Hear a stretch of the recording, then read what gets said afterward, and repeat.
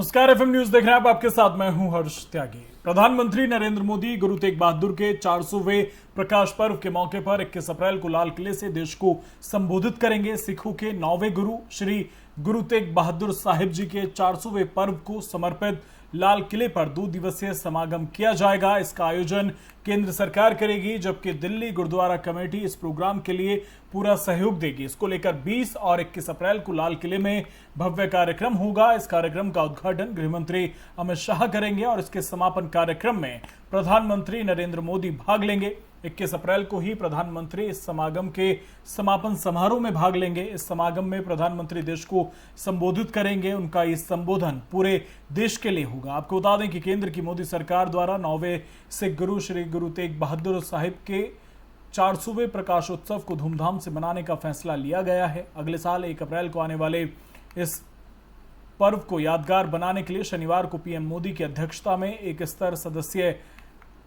उच्च स्तरीय समिति का गठन किया गया। ये समिति आयोजन से जुड़े सभी तरह के फैसले लेगी।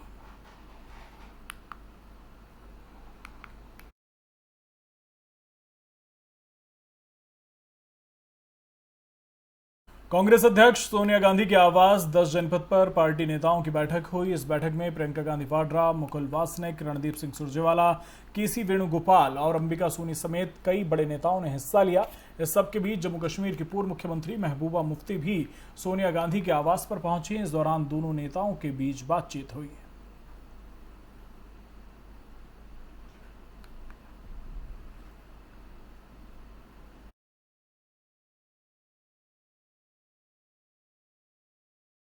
लेफ्टिनेंट जनरल मनोज पांडे देश के नए सेना प्रमुख होंगे। केंद्र सरकार ने उनकी नियुक्ति को हरी झंडी दे दी है। आगामी 30 अप्रैल को लेफ्टिनेंट जनरल मनोज पांडे को भारतीय सेना की कमान सौंपी जाएगी। मनोज पांडे देश के पहले इंजीनियर होंगे जिन्हें सेना प्रमुख की कमान सौंपी जाएगी। वर्तमान सेना प्रमुख मनोज मुकुंद नरवणे इस माह के आखिर में सेवानिवृत्त हो रहे हैं। मनोज मुकुंद नरवणे के बाद लेफ्टिनेंट जनरल मनोज पांडे ही सेना में सबसे वरिष्ठ अधिकारी हैं। जनरल नरवणे को चीफ ऑफ डिफेंस स्टाफ पद की प्रतिस्पर्धा में सबसे आगे माना जा रहा है।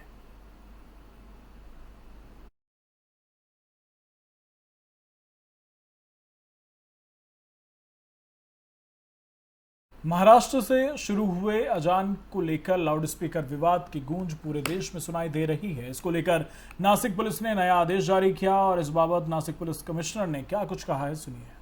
महाराष्ट्र पुलिस अधिनियम 1951 के सेक्शन 40 अंतर्गत पुलिस आयुक्तों को यह अधिकार है कि जब भी समाज में कोई धार्मिक या सामाजिक जो उथल पुथल है उसको कंट्रोल करने के लिए जो लीगल राइट्स और कस्टमरी राइट्स हैं उनका ध्यान रखते हुए पुलिस आयुक्त वहां पर शांति प्रस्थापित करने के लिए संबंधित पक्षकारों, नागरिकों और इतर यंत्रणा को कोई भी आदेश जारी कर सकती है।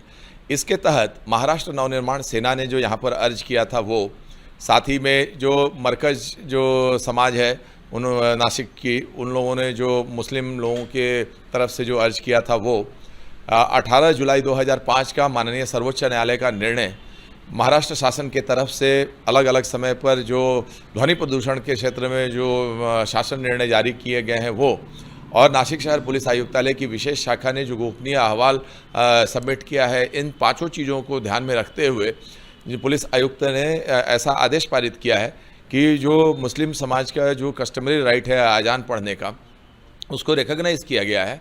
और इसके अंतर्गत जो सुबह के 5 बजे का अजान है, दोपहर के 1:15 बजे का, शाम के 5:15 और 6:30 बजे का और रात के 8:30 बजे का, ऐसे 5 अजान के समय में 15 मिनट पहले और 15 मिनट बाद और मस्जिद के 100 मीटर के अंतर्गत कोई भी जो है भजन कीर्तन या दूसरे वाद्य बजाने का या फिर हनुमान चालीसा वगैरह का पाठ करने का अधिकार नहीं है। इसके पीछे उद्देश्य ये है कि किसी भी व्यक्ति के अधिकार वहाँ समाप्त होते हैं जहाँ दूसरे व्यक्ति के अधिकार शुरू होते हैं। और भारत के संविधान के अंतर्गत और जो समाज के प्रति जो जवाबदारी है, इसकी हम शपथ लेते हैं और इसके तहत सामाजिक सुव्यवस्था को बरकरार रखने के लिए जो है ये आदेश पारित किया गया है। महाराष्ट्र पुलिस अधिनियम 1951 के सेक्शन 40 अंतर्गत पुलिस आयुक्तों को यह अधिकार है कि जब भी समाज में कोई धार्मिक या सामाजिक जो उथल पुथल है उसको कंट्रोल करने के लिए जो लीगल राइट्स और कस्टमरी राइट्स हैं उनका ध्यान रखते हुए पुलिस आयुक्त वहां पर शांति प्रस्थापित करने के लिए संबंधित पक्षकारों, नागरिकों और इतर यंत्रणा को कोई भी आदेश जारी कर सकती है। इसके तहत महाराष्ट्र नवनिर्माण सेना ने जो यहाँ पर अर्ज किया था वो, साथ ही में जो मरकज और वहीं दिल्ली पुलिस ने स्वीकार किया है कि हनुमान जयंती पर जहांगीरपुरी में बिना इजाजत के शोभा यात्रा निकाली गई थी और इस मामले में विश्व हिंदू परिषद, बजरंग दल, दिल्ली प्रांत के आयोजकों के खिलाफ केस दर्ज किया गया है। मामले में वीएचपी के जिला सेवा प्रमुख प्रेम शर्मा को गिरफ्तार किया गया। पुलिस के मुताबिक बिना इजाजत के शोभा यात्रा निकालने पर आईपीसी के सेक्शन 188 के अंतर्गत आयोजकों, विश्व हिंदू परिषद, बजरंग दल, दिल्ली प्रांत, मुखर्जी नगर जिला, झंडेवाला के खिलाफ केस दर्ज किया गया। एक आरोपी विश्व हिंदू परिषद के जिला सेवा प्रमुख प्रेम शर्मा को इस मामले में गिरफ्तार किया है। फिलहाल मामले की जांच जारी है। गौरतलब है कि दिल्ली में हनुमान जयंती के दौरान शनिवार को जहांगीरपुरी इलाके में दो समुदाय के बीच हिंसा भड़क उठी थी और इस घटना में 9 लोग घायल हुए थे, जिनमें 8 पुलिसकर्मी हैं। दिल्ली पुलिस ने इस मामले में अब तक दोनों समुदाय के 23 लोगों को गिरफ्तार किया है।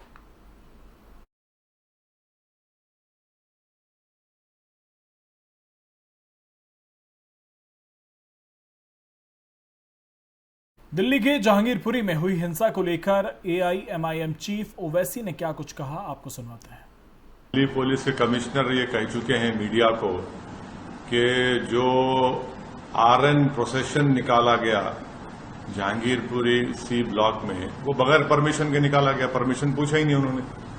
दिल्ली पुलिस कमिश्नर का कहना है जब बगैर पुलिस परमिशन के इस तरह का यात्रा निकालते हैं और उसमें हथियार होते हैं, तलवारें होती हैं, पिस्टल होता है, कंट्री मेड पिस्टल होते हैं, पिस्टल होता है, तो फिर ये पुलिस क्या खामोश तमाशे बनकर बैठी थी कि पुलिस गूंगी हो गई थी, अंधी हो गई थी पुलिस? तो कैसे आपने निकालने दिया बगैर परमिशन के आपके? और उसमें हथियार की क्या जरूरत है? जब आप रिलीजियस प्रोसेशन निकाल हथियार क्यों रखते उसमें आप? और फिर हथियार रखते साथ में सब प्रोवोकेटिव नारे लगाते आप, क्यों? और तीसरी बात, आपने उस मस्जिद के सामने जाकर झंडा लगाने की कोशिश क्यों की? वहां पर झंडा क्यों लगाया बल्कि आपने वहां पर? उससे पहले बगैर पुलिस परमिशन के जो प्रोसेशन चले गए थे, ये तीसरा था जो 5:30 बजे का वाकया है। दिल्ली पुलिस के कमिश्नर ये कह चुके हैं मीडिया को कि जो आरएन प्रोसेशन निकाला गया जहांगीरपुरी सी ब्लॉक में वो बगैर परमिशन के निकाला गया। परमिशन पूछा ही नहीं उन्होंने। दिल्ली पुलिस कमिश्नर का कहना है जब बगैर पुलिस परमिशन के इस तरह का यात्रा निकालते हैं और उसमें हथियार होते हैं, तलवारें होती हैं, पिस्टल होता है, कंट्री मेड पिस्टल होते हैं, पिस्टल होता है, तो फिर ये पुलिस क्या खामोश तमाशे बनकर बैठी थी कि पुलिस गूंगी हो गई थी, अंधी हो गई थी पुलिस? तो कैसे आपने निकालने दिया बगैर परमिशन के आपके? और उसमें हथियार की क्या जरूरत है? जब आप रिलीजियस प्रोसेशन निकाल हथियार क्यों रखते उसमें आप? और फिर हथियार रखते साथ में सब प्रोवोकेटिव नारे लगाते आप, क्यों? और तीसरी बात, आपने उस मस्जिद के सामने जाकर झंडा लगाने की कोशिश क्यों की? वहां पर झंडा क्यों लगाया बल्कि आपने वहां पर? उससे पहले बगैर पुलिस परमिशन के जो प्रोसेशन चले गए थे, ये तीसरा था जो 5:30 बजे का वाकया है। दिल्ली पुलिस के कमिश्नर ये कह चुके हैं मीडिया को कि जो आरएन प्रोसेशन निकाला गया जहांगीरपुरी सी ब्लॉक में वो बगैर परमिशन के निकाला गया। परमिशन पूछा ही नहीं उन्होंने। दिल्ली पुलिस कमिश्नर का कहना है जब बगैर पुलिस परमिशन के दिल्ली में जहांगीरपुरी में हुई हिंसा के मामले में मुख्य आरोपी असलम और अंसार की पुलिस रिमांड बढ़ा दी गई है। रोहिणी कोर्ट ने आरोपी असलम और अंसार की पुलिस रिमांड को अब 2 दिन और बढ़ा दिया है। इसके साथ ही 4 अन्य आरोपियों को भी आज न्यायिक हिरासत में भेज दिया। रविवार को दिल्ली पुलिस ने कोर्ट में कहा था कि इन दोनों ने ही दिल्ली में हिंसा की साजिश रची थी, जिसके बाद कोर्ट ने अदालत में पेश किए गए 14 आरोपियों में से 12 को 14 दिन की न्यायिक हिरासत में भेज दिया था, जबकि इन दोनों को 1 दिन की पुलिस रिमांड पर भेजा था। न्यायिक हिरासत में भेजे गए 4 लड़कों की तरफ से पेश हुए वकील राकेश कौशिक और राजेश कौशिक के मुताबिक अंसार और असलम की पुलिस रिमांड 2 दिन के लिए बढ़ा दी गई है। वकील के मुताबिक शोभा यात्रा निकालने वाले लड़के निर्दोष हैं और उन्हें कॉमन एफआईआर में नाम दिया गया है।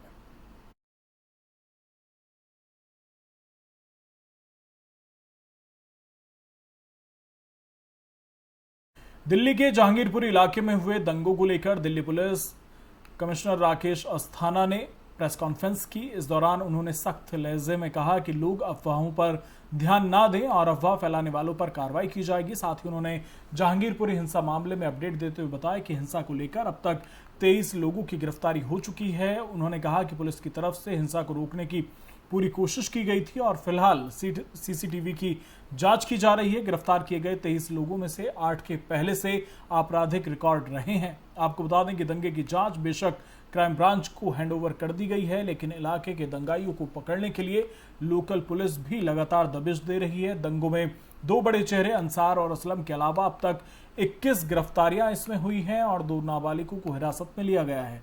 जांच में सामने आया है कि असलम को फायरिंग करने के लिए इलाके के ही एक क्रिमिनल गुल्ली ने भड़काया था और इस गुल्ली को पकड़ने की धरपकड़ चल रही है। और दिल्ली पुलिस कमिश्नर ने क्या कुछ कहा है वो भी आपको सुनवाते हैं। जिनको गोली लगी है सब इंस्पेक्टर हैं, उनसे मैं मिलने गया था उनके घर पे और उनकी हालत ठीक है। अभी मेडिकली इंजरी तो है, उनको फ्रैक्चर है हाथ में, गन शॉट वुंड है, otherwise mentally he is all right, motivated है और उन्होंने काफ़ी अच्छा काम किया है। वो बीच में खड़े रह के पब्लिक को अलग करने का काम, वो ऑन द स्पॉट जो डिसीजन होता है ऑफिसर का, that really help in handling the situation. शोभा यात्रा के दौरान एक मिनट, आप पूछ चुके हैं। सब शोभा यात्रा के दौरान पुलिसकर्मियों की क्या कम संख्या एक वजह बनी जो ये कंट्रोल नहीं कर पाए? कम संख्या नहीं थी जनाब, बंदोबस्त पूरा था और एडिशनल मैन पावर भी इमीडिएटली पहुंच गई थी। हम लोग बंदोबस्त में कोई कमी नहीं थी। सर, झगड़े में जो लोग हथियार लेकर चल रहे थे सर, अब आप एक सवाल एक आदमी पूछा जो लोग हथियार लेकर चल रहे थे, क्या आप इन्वेस्टिगेट करेंगे? सब पे एक्शन होगा। सर, वो छोटा रीजन क्या था जो आप बता रहे हैं? मैंने कहा इन्वेस्टिगेशन होने दीजिए, इन्वेस्टिगेशन में ही निकलेगा ना। मैं अभी प्रिजम्पशन पे नहीं, आपको जैसे जानकारी है वैसे मुझे भी जानकारी है। आप मैं आर्ग्यूमेंट मत कीजिए, आप सवाल पूछ रहे हैं उसका जवाब दे दिया आपको। आपका सवाल यह है कि प्रोवोकेशन किस वजह से, उस प्रोवोकेशन को किसने शुरू किया, वो इन्वेस्टिगेशन का विषय है। इस वक्त उसको मैं आपके सामने नहीं बता पाऊंगा क्योंकि अभी इन्वेस्टिगेशन पूरा नहीं हुआ है। Thank but we you. Can clearly write कि झंडा लगाने की कोशिश नहीं हुई। नहीं, वो गलत बात है, वैसा कुछ नहीं। जहांगीरपुरी में पाबंदी कब तक रहेगी, क्योंकि अभी भी कई लोगों को घरों से नहीं निकलने दिया जा रहा? जब तक सिचुएशन नॉर्मल नहीं होगी तब तक हम पाबंदी को ढीला नहीं कर सकते। और पाबंदी ऐसी नहीं कि लोग बाग रोजमर्रा के काम को नहीं कर सकें। अप्रैल महीने में आर्थिक मोर्चे पर आम आदमी को महंगाई का जोरदार झटका लगा। मार्च महीने में थोक मूल्य सूचकांक आधारित महंगाई दर 14.55% रही, जबकि फरवरी 2022 में थोक मूल्य सूचकांक आधारित महंगाई दर 13.11% रही थी। 4 महीने में थोक महंगाई दर का ये उच्चतम स्तर है। इससे पहले जनवरी 2022 में महंगाई दर 12.96% रही थी। चिंता की बात यह है कि महंगाई दर बीते 1 साल से लगातार दाही के आंकड़े में है। मार्च 2021 में थोक आधारित महंगाई दर 7.89% पर था। वाणिज्य मंत्रालय के मुताबिक मार्च 2022 के महीने में महंगाई दर की मुख्य वजह petroleum, natural gas, mineral oil, basic metals की कीमतों में तेजी है, जो रूस यूक्रेन युद्ध के कारण ग्लोबल सप्लाई चेन में पड़े व्यवधान से पैदा हुआ। इस दौरान खाद्य महंगाई दर 8.47% से बढ़कर 8.71% पर जा पहुंची है। आलू के थोक आधारित महंगाई दर में जबरदस्त उछाल देखने को मिला है। आलू का महंगाई दर 14.78% से बढ़कर 24.62% पर जा पहुंचा। फ्यूल और पावर के महंगाई दर पर नजर डालें तो फरवरी 2022 से जहां ये 31.50% था, जो बढ़कर 34.52% पर जा पहुंचा। मार्च महीने में प्राइमरी आर्टिकल्स से जुड़े बास्केट का महंगाई 13.39% से बढ़कर 15.54% पर जा पहुंचा है। रूस यूक्रेन तनाव के चलते क्रूड, पेट्रोलियम और नेचुरल गैस बास्केट में 21.18%, मिनरल्स के महंगाई दर में 9.72%, नॉन फूड आर्टिकल्स की कीमतें 2.94% की दर से बढ़ी हैं और इससे पहले मार्च महीने में खुदरा महंगाई दर 6.95% रहा था। खुदरा महंगाई दर का यह आंकड़ा 18 महीने का सबसे उच्चतम स्तर है। खुदरा महंगाई दर 6.95% पर जा पहुंचा है, जो आरबीआई की महंगाई दर के तय किए अपर लिमिट 6% से ज्यादा है। एनएसओ के डेटा के मुताबिक शहरी इलाकों में महंगाई में जबरदस्त बढ़ोतरी आई है।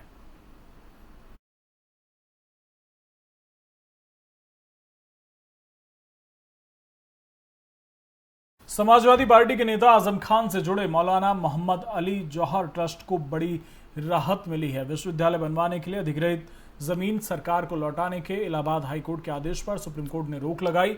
अगस्त में आगे सुनवाई होगी। हाईकोर्ट ने 12.5 एकड़ छोड़कर बाकी 450 एकड़ से ज्यादा जमीन पर सरकार के नियंत्रण का आदेश दिया था। दरअसल हाईकोर्ट ने पूर्व कैबिनेट मंत्री आजम खान के खिलाफ फैसला दिया था, जिसमें मौलाना मोहम्मद अली जौहर ट्रस्ट रामपुर द्वारा अधिग्रहित 12.5 एकड़ जमीन के अतिरिक्त जमीन को राज्य में निहित करने के एडीएम वित्त के आदेश को सही करार दिया था और विश्वविद्यालय निर्माण के लिए लगभग 471 एकड़ जमीन अधिग्रहित की गई थी। केवल 12.5 एकड़ जमीन ही ट्रस्ट के अधिकार में रहेगी। कोर्ट ने एसडीएम की रिपोर्ट और एडीएम के आदेश की वैधता को चुनौती देने वाली ट्रस्ट की याचिका खारिज कर दी थी। आपको बता दें कि आजम खान वर्तमान में समाजवादी पार्टी से उत्तर प्रदेश की रामपुर विधानसभा सीट से विधायक हैं।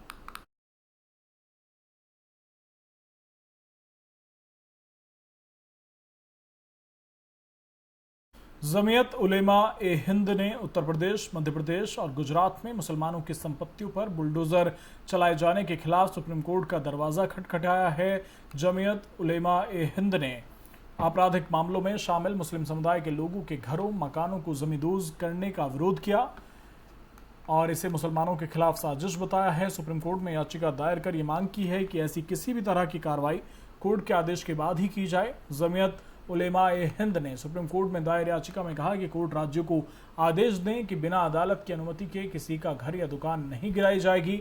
और कानूनी इमदाद कमेटी के सचिव गुलजार अहमद आजमी ने सुप्रीम कोर्ट में यह याचिका दायर की और याचिका में केंद्र सरकार के साथ ही यूपी, एमपी और गुजरात राज्यों को प्रतिवादी बनाया है।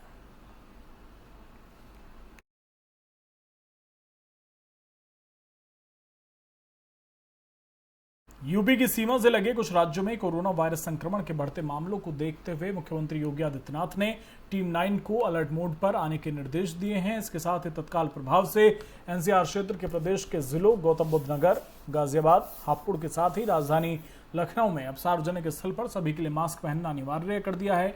मुख्यमंत्री ने इसके साथ ही 7 निर्देश दिए हैं कि एनसीआर के जिले गौतम बुद्ध नगर, गाजियाबाद, हापुड़, मेरठ, बुलंदशहर और बागपत के साथ राजधानी लखनऊ में सभी सार्वजनिक स्थानों पर मास्क लगाया जाना अनिवार्य किया जाए।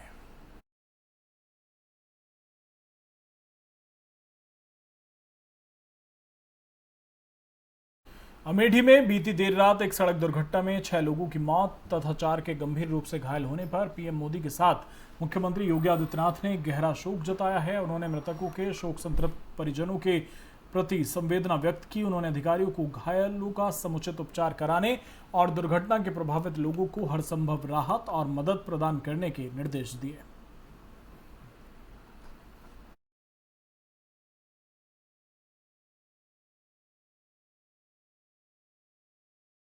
यूपी सरकार ने महिलाओं की सुरक्षा के लिए महिला पुलिस इकाई बनाकर महिलाओं की सुरक्षा के प्रयासों में एक बेहतरीन पहल की थी।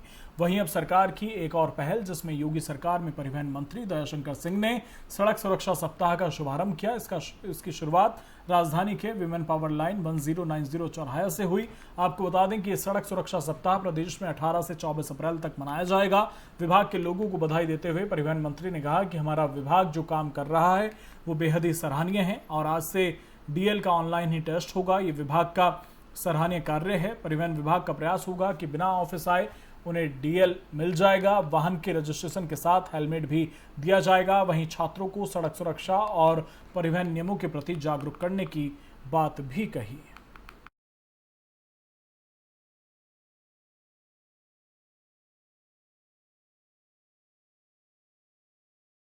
सुभाषपा अध्यक्ष ओम प्रकाश राजभर ने साल 2024 का लोकसभा चुनाव भी समाजवादी पार्टी के साथ मिलकर लड़ने का ऐलान किया है। उन्होंने कहा कि 2024 में सुभाषपा की निर्णायक भूमिका और भागीदारी होगी। विधानसभा चुनाव में 5 लाख वोट और मिला होता तो हम सरकार में होते। अब यूपी को 4 भागों में बांटकर संगठन को मजबूत बनाएंगे, महंगाई, बेरोजगारी जैसे मुद्दों को उठाएंगे। उन्होंने बताया कि प्रेमचंद कश्यप को पार्टी का नया प्रदेश अध्यक्ष बनाया गया है।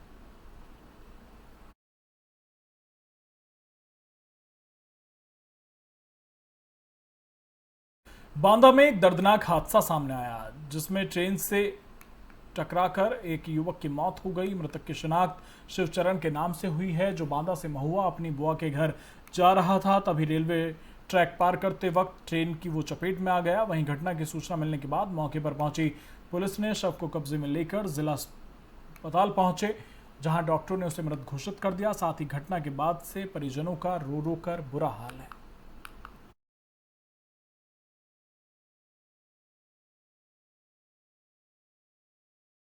क्रॉस करते हुए लग गए धक्का। कहाँ से कहाँ आ रहा था? बुआ के यहाँ जा रहा था काम करके। बुआ करके? बुआ के यहाँ से नहीं, यहाँ जा रहा था काम करके बुआ के पास, बांदा से। हाँ हाँ, फिर वहाँ पे गया, फिर वैसे धक्का लग गया। किस चीज से धक्का लग गया? ट्रेन से। ट्रेन से? किस जगह घटना है ये? क्या घटना किस जगह की है? ये मालूम नहीं। ये घटना कहाँ पर हुई है? महुआ के गेट के पास। वो गेट पर, रेलवे क्रॉसिंग के बाद छुट्टी हुई यहाँ से। अरे आने से ऐसे उन्नाव में चौथे विशेष सड़क सुरक्षा सप्ताह का आयोजन किया गया। आपको बता दें कि सड़क सुरक्षा के शुभारंभ के मौके पर पीटीओ मदन चंद्र ने चालक और ड्राइवरों को यातायात के नियमों को बताते हुए संबोधित किया, जिसमें आरटीओ ने सड़क सुरक्षा के नियमों का सख्ती से पालन करने के लिए कहा। साथ ही आपको बता दें कि विधायक बांगर मऊ श्रीकांत कटियार और सिटी मजिस्ट्रेट ने हरी झंडी दिखाकर शुभारंभ किया।